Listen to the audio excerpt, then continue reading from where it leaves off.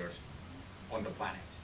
I mean, it's only now, and they've had all these open initiatives that are everything but for years and years.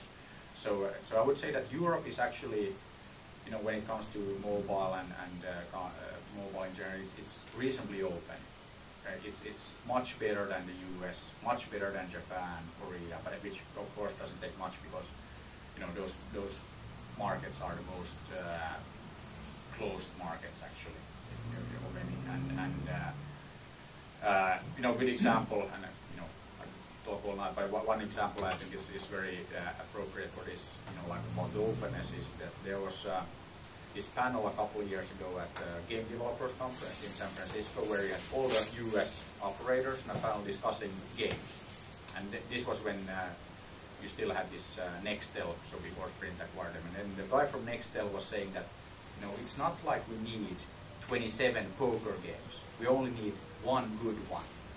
Then it's like, hey, come on, so I'm from Finland, and like next to us we used to have this concept called the Soviet Union, and they had the same idea that you don't need like several different brands of toothpaste, you only need one, and it doesn't even have to be very good.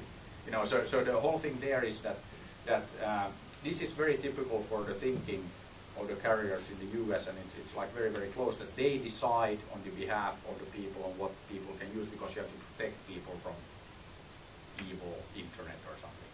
So I think that we're far from where we need to be when it comes to openness.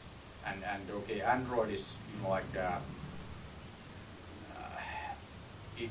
Google has done a good job on marketing like the openness, but it's not that open actually. And then of course you have iPhone and the whole Apple ecosystem that is everything but open, but at least it works and it delivers business to the developers. So that's very good from that perspective. But then it's really bad to have just another dictator like calling the shots. So I think that it's getting there, but much slower than I thought. So I think there's no stopping kind of like the internet business models and all that getting in there, but it's strong resistance from the existing players. So long answer, but that's not the way it is. So I should probably stop here, and then we'll get the next presentation. We can continue discussion on panel. So yeah, thanks.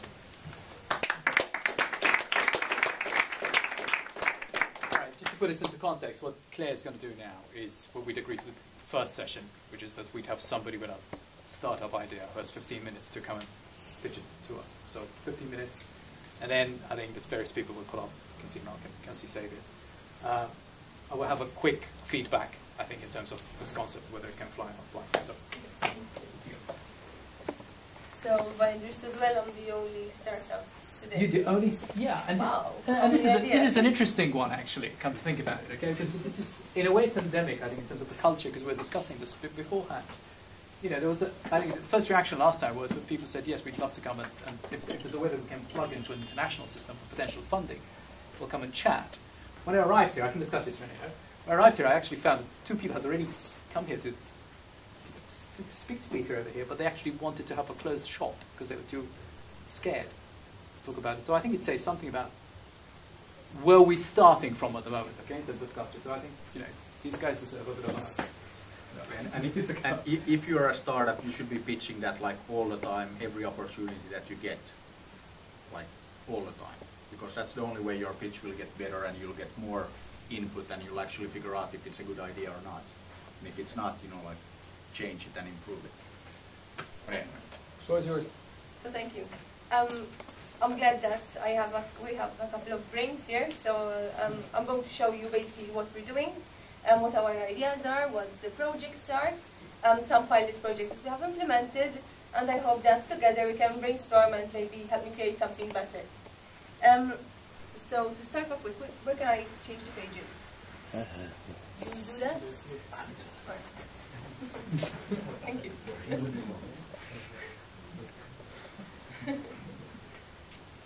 Brilliant.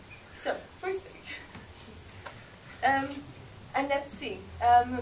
Basically, basically, we're going to start with the first concept, with the applications, with the solutions that we are implementing in the market using near-field technology. In brief, basically NFC is a conventional way to transfer data between one phone and another device, just simply by touching one to the other. So there is a connection as soon as you touch one device with the other and data is transferred. It turns the phone into a smartphone. You can also make purchases by tapping your phone to an NFC reader. So imagine the various applications that can go through when you have payment enabled solutions. You can use your phone as a travel card, as a pass. You actually simply screen the phone and you have all the data transferred and you both them. NFC typically works over a distance of a few centimeters. So here we are talking about touching one device with the other. There needs to be a contact. It also uses a smart chip to store credit and travel card details. So it can also be one place where you hold all your credit cards or your information, which would then in return be used in conjunction with various applications and various providers. For those who are interested in the technology, we have a bit of a technological description about how we are embedding these solutions in local businesses.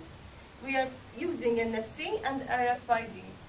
Basically, NFC works via magnetic field at a radio frequency of 13.56 megahertz and with a bandwidth of 14 kilohertz on an open frequency, more or less.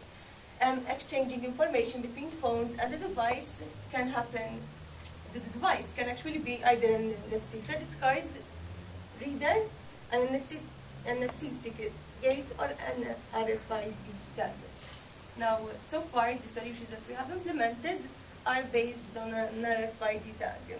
And I'm going to go into explaining what an RFID tag is. It's radio frequency identification.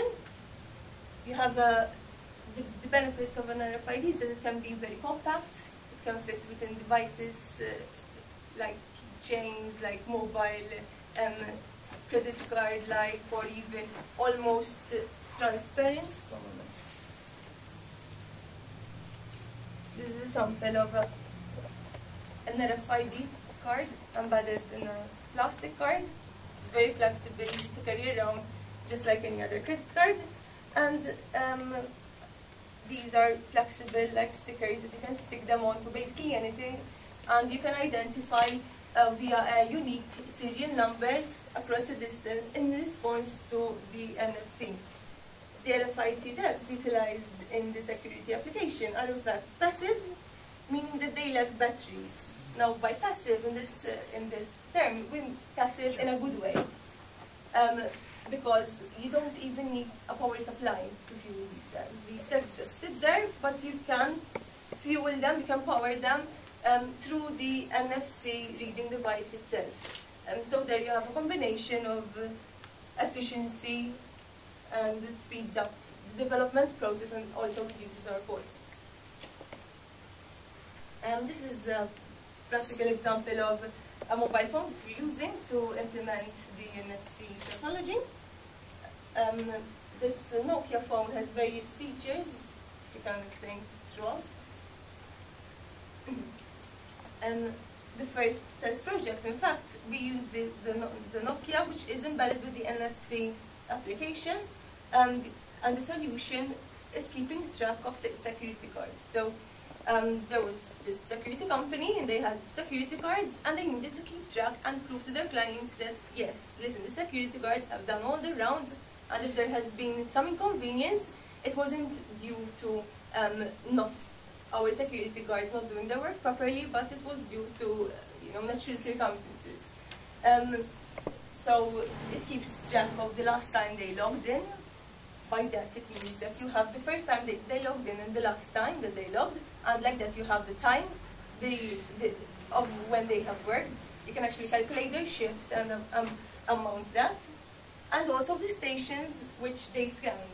As they moved around, as they did their round, they scanned each and every tag with their NFC-enabled phone.